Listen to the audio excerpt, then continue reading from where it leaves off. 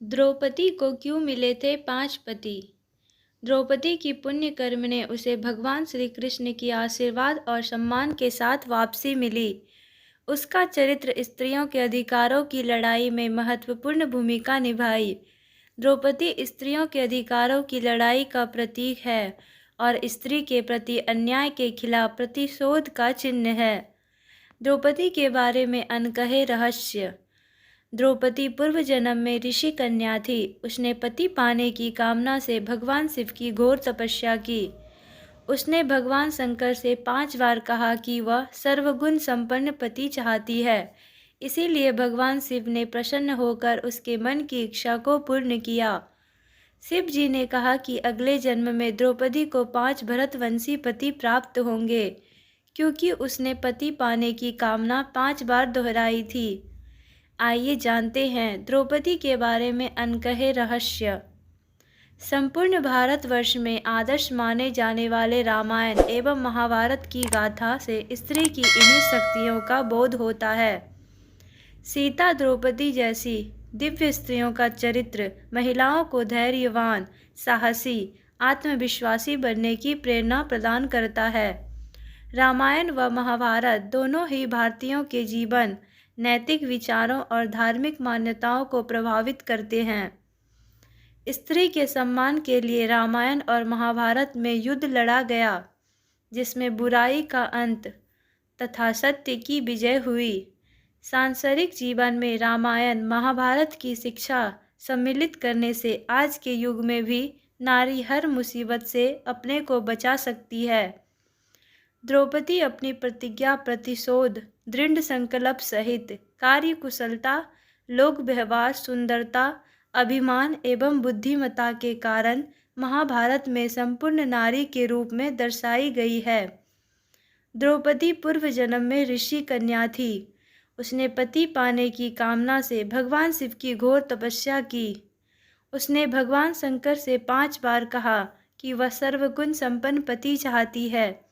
इसीलिए भगवान शिव ने उस प्रसन्न होकर उसके मन की इच्छा को पूर्ण किया। शिव जी ने कहा कि अगले जन्म में द्रौपदी को 5 भरतवंशी पति प्राप्त होंगे, क्योंकि उसने पति पाने की कामना 5 बार दोहराई थी।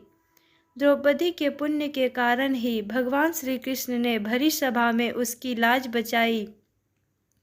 जीवन में किया हुआ पुण्य कर्म ही मुसीबत के समय काम आता है।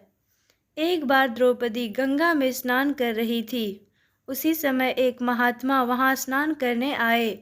स्नान करते समय महात्मा की लंगोट पानी में बह गई, जिससे वह उस अवस्था में पानी से बाहर निकलने में असक्षम थे। द्रौपदी ने महात्मा की लंगोटी पानी में बहते देख उनकी सहायता के लिए अपनी साड़ी से लंगोट के बराबर कोना फाड़कर उन्हें दे दिया। महात्मा जी ने प्रसन्न होकर द्रौपदी को जो आशीर्वाद दिया, उस समय दिया वह चीरहरण के समय द्रौपदी के काम आया। एक अन्य कथा के अनुसार जब श्री कृष्ण द्वारा सुदर्शन चक्र से शिशुपाल का वध किया गया, उस समय श्री कृष्ण की अंगुली कट गई थी। अंगुली कटने पर श्री कृष्ण का रक्त बहने लगा। तब द्रौपदी ने अपनी साड़ी फाड़कर श्री कृष्ण की अंगुली पर बांधी थी। इस कर्म के बदले श्री कृष्ण ने द्रौपदी को आशीर्वाद देकर कहा था कि एक दिन अवश्य तुम्हारी साड़ी की कीमत अदा करूंगा। इन कर्मों की वजह से श्री कृष्ण ने द्रौपदी की साड़ी को इस पुण्य से बदले ब्याज सहित इतना बढ़ाकर लौटा दिया और द्रौपदी की लाज बच गई। द्रौपदी के साहस, पराक्रम एवं पुण्य कार्यों का अनुसरण प्रत्येक स्त्री को करना चाहिए। महाभारत के अनुसार स्त्री त्रिवर्ग धर्म, अर्थ और काम की मूल घोषित की गई है। इसीलिए महाभारतकार ने स्त्रियों को समृद्धि की देवी कहा है। द्रौपदी का चरित्र अनोखा है। पूरी दुनिया के इतिहास में उस जैसी दूसरी स्त्री कोई नहीं हुई।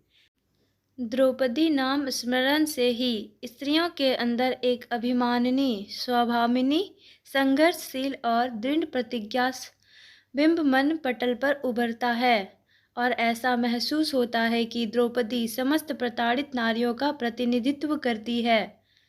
द्रौपदी स्त्रियों के अधिकारों की लड़ाई का प्रतीक है और स्त्री के प्रति अन्याय के खिलाफ प्रतिशोध का चिन्ह है। जय श्री कृष्णा। थैंक यू दोस्तों। अगर यह वीडियो आपको अच्छी लगे तो प्लीज़ लाइक करें, शेयर करें, कमेंट करें और हमारे चैनल को सब्सक्राइब करें। Thanks for watching.